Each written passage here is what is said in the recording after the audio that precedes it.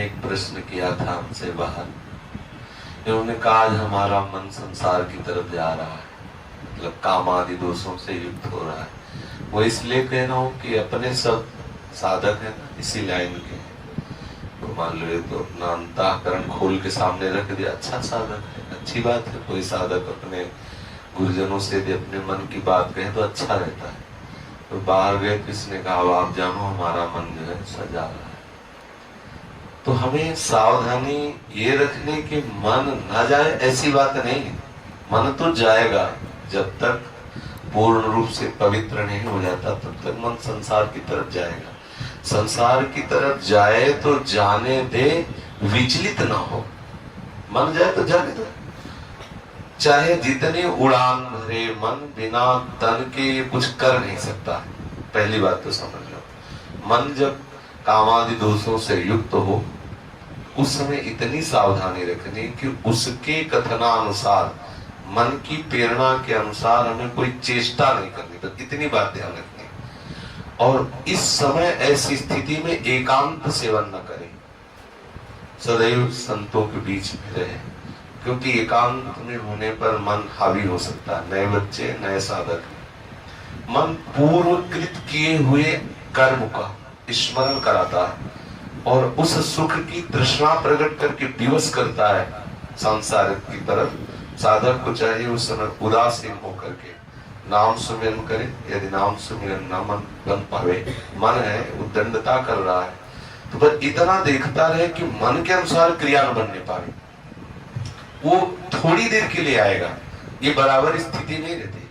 जैसे भजन की कभी कभी ऐसी रसमय स्थिति आती कि लगता है काम बन गया, लेकिन वो बराबर नहीं रहती, वो फिर हट जाती है। ऐसे ही जब हमारा मन गंदा भाव अंदर प्रकट करके विचलित करता है, तो उस समय सबसे पहले धैर्य साधक को यह रखना चाहिए कि स्थायी वृत्ति नहीं है, आई हुई है चली जाएगी, घबराने की जरूरत नहीं।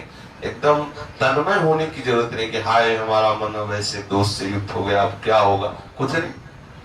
कभी गर्म हवा चलती, कभी ठंडी हवा चलती, आ गया है कामादि दोष मन में आ गए, संस्कारवश, स्वभाववश, संगवश, भोजन, कहीं न कहीं कोई त्रुटि होती है, कहीं न कहीं प्रमाद होता है, ऐसी वृत्ति आया चला जाए। उसके प्रति इतना महत्व न रखे कि आय मच जाए हृदय में। अगर उसके प्रति तन्मयता करोगे तो क्लेश का अनुभव होगा। तो हमें ये सावधान रहना है कि उसके अनुसार क्रिया न हो और उसके प्रति कोई महत्व बुद्धि न दे। भयभीत होने की इसलिए जरूरत नहीं कि मन में इतनी सामर्थ्य नहीं है कि वो क्रिया के बिना हमें नष्ट कर दे, उसमें इतनी सामर्थ्य नहीं। क्रिया होने न पाए इसलिए साधु समाज में रहे, संतों के संग में, साधकों के बीच में रहे, तो क्रिया बनने नहीं पाए। और क्रिया ना बनी तो मन धीरे धीरे धीरे वो अमना होने लगता है। जिस भाव के लिए मन प्रेरित करे उसको वो भाव ना मिले तो धीरे धीरे मन का मन पर नष्ट होने लगता है।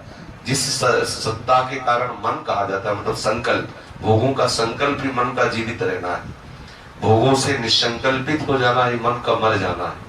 तो जब हमारे मन में भोगों का संकल्प बने और उसको पूरा ना होने दे तो मन मरने लगता है, मन अमना होने लगता है। इस स्थिति को सहना ही तपस्या है। बाहर से जल पी के रहना, वायु पी के रहना और आग में जलना और सब बाहर वाली बुले 12 वर्ष खड़े रहना, ये सब बाह्य साधन, इनका विशेष अपने लोगों के हृदय में इनका कोई महत्व नहीं है। वास्तविक तपस्या क्या है? जब हमारा मन प्रतिकूलता का चिंतन करा के जलाता है, उस समय साधक को विचलित नहीं होना चाहिए, आनंदित होना चाहिए। उस समय प्रभु के चिंतन में मगन होना चाहिए या धैर्य पूर्वक उस जलन को सह जाना चाहिए। वही महात्मा है, वही इस महारस का अनुभव कर सकता है। विचलित होने की जरूरत नहीं, बिल्कुल विचलित होने की जरूरत नहीं। सबके हृदय में ऐसे भाव आते हैं, धीरे धीरे सबके ठीक हो जाते हैं। भगवान नारद जी ने भी प्रेमा भक्ति का जो सूत्र वर्णन करते हैं उसमें लिखा है कि पहले कामादि दोष तरंग की तरह आते हैं, समुद्र जाए। अगर हम उनका जो तरंग की तरह उदय हो रहे हैं उनका चिंतन करके वैसी क्रिया ना करें तो तरंग उठी खत्म हो जाएगी। और यदि आपने कहीं क्रिया कर दिया उसके अनुसार तो वही तरंग समुद्र बन जाएगी, फिर पार होना बड़ा कठिन है। समुद्र बन गई तो डूबना ही पड़ेगा। इसलिए साधक को जहां देखे मन में कि काम आदि दोषों की वृत्ति आ रहे, तो जब शत्रु सामने हो तो अगर घबरा गया तो योद्धा किस बात का हो, तो मारा जाएगा। सबसे पहली बात है कि हमारे हृदय में भय नहीं होना चाहिए। काम आया ठीक है चला जाएगा खत्म, उसके प्रति मातृ बुद्धि इतनी नहीं, और भय सावधानी ये रखनी कि क्रिया न बनने पाए। साधकों के बीच में रह करके हमें उस समय एकांत नहीं, नए साधक को एकांत सेवन उस समय नहीं करना चाहिए। जहां मन ऐसे विचलित हो तो संतों के बीच में आ जाए और नाम बाणी आदि में अपने मन को लगावे, धैर्य पूर्वक रहे। कुछ ही समय में नष्ट हो जाएगा, वो चला जाएगा भाव, वो हृदय में स्थित होने वाला भाव नहीं। ये सब आगंतुक है। आगमा पाइनो अनित्यास दास्ते दीक्षस्व भारत, आने जाने वाले इनका कोई महत्व नहीं। अब इतना घबरा गया कि कहता आप तुम ही संभालो नहीं तो गई गाड़ी। इतना थोड़ी घबराने की जरूरत, कोई बहुत बड़ी बात कोई तुम्हारे हृदय में थोड़ी, तो सबके हृदय में वृत्तियां आती। तो साधक यहाँ धैर्यवान रहे, कभी विचलित न हो, कभी भागे ना। ऐसा ना हो कि भागे कि अब क्या करना है और हमारा मन तो बड़ा गंदा हो रहा है, ये नहीं। धैर्य आया है, मन में आया, आई वृत्ति चली गई, खत्म। आप देख लो, कुछ ना करो तो चली जाएगी, स्थायी यहाँ कुछ है नहीं।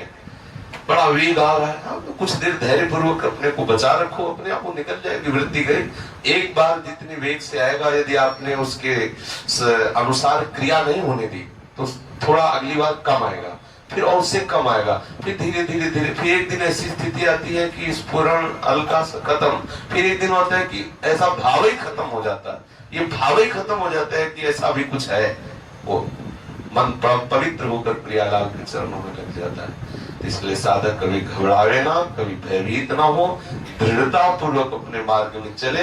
वो आया है चला जाएगा, उसके प्रति कोई महत्व बुद्धि न करे। वो बिगाड़ेगा तभी जब आप उसके अनुसार क्रिया करें।